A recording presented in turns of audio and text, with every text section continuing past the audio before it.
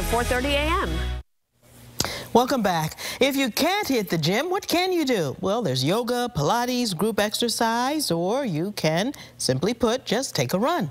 Black Girls Run is a national organization getting women of color to get off the couch and become comfortable with a running lifestyle. The Boston chapter has over 400 members and has created a highly visible and active community of women from novices to marathon runners, spreading the word about fitness and healthy living. Run leaders Tracy Lincoln and Gail Hinville join us now in the studio. Hi. How are you? You guys came ready to go. Did you run over here to Channel 5? No? Okay. Tracy, tell us about Black Girls Run. So Black Girls Run is a national organization, but we have chapters in different cities. And the Boston chapter started in 2010, and we have over 400 members. And we meet in different neighborhoods across the city. I personally run a group in Chestnut Hill, and we meet on a Saturday morning. And it's just a group of girls coming together to just get moving and to start a healthy lifestyle and to change you know, more sedentary lifestyles and to get everybody to a place of health. Now, you said you have 400 women now all over the city. How did you two get involved? Let's start with you.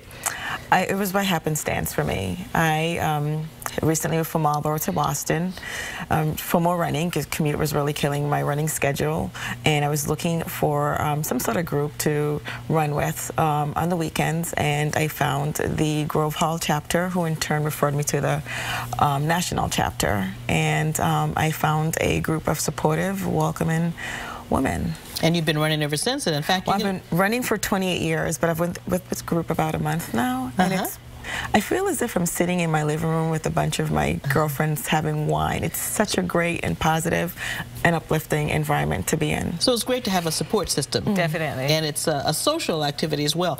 Now, you know, according to the Center for Disease Control, 80% of African American women are overweight.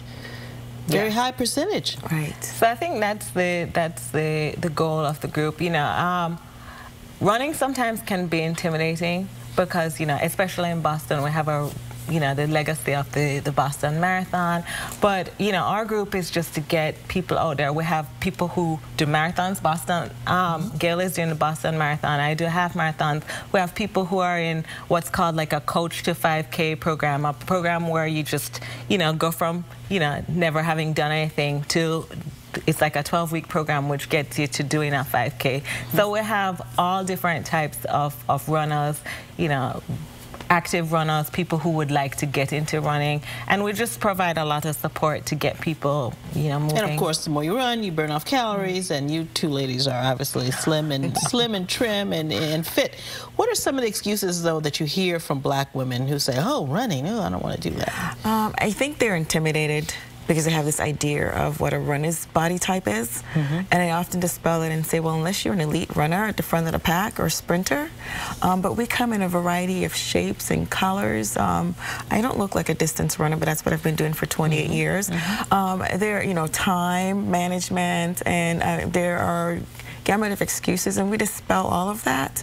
And the key is to get them moving and enjoy it and want to continue doing it for the remainder of their lives. And I say to them, you are a great injustice to yourself if you don't take care of yourself. You can't live for your kids, you can't live for yourself, you can't live for work if you are not healthy enough to for that longevity. Now, Tracy, you were smiling when she was talking about some of the excuses. What were you going to say? Well, I was going to say one of the excuses sometimes is hair.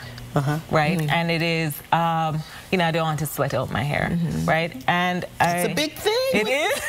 The women. It is a big thing. But, you know, if the exterior is really looking great, but the interior is not doing so well. So, you know, health is inside out, you know.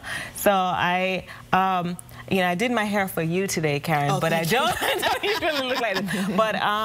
But you know, I really think that as women, sometimes we also don't focus on ourselves. We focus on the family and we focus on, you know, other things. So I think running is a really easy way to spend 30 minutes, you know, just put out the time to really have a stress reliever. Oh, definitely a stress reliever. I mean, I got into running less for fitness and more for just like mental calm and sanity. Yeah.